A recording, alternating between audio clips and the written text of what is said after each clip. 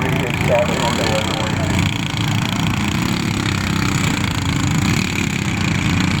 5 laps of this with a green flag out of turn number 4. Steven Lusher of Green Wheels, the lead of the green.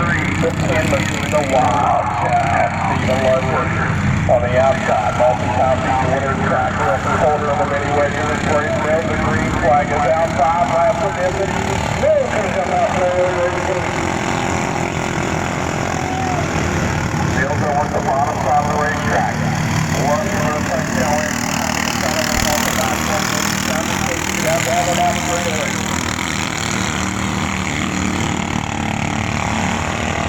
One lap and about 4 laps to go for the first machine. Lusher hanging the race there with him a while. Got miles out to get away. He's going a little bit of a ride down on 1 and 2. He's going to move up the racetrack. He's going to get a little bit of a ride off the point. Goes to the distance right left. He's going to pull sand down here 3 or 4. Close that gap. Lusher on the back into the 30.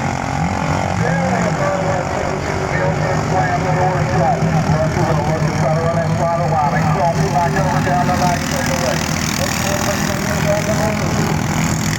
Here's Colton looking about it.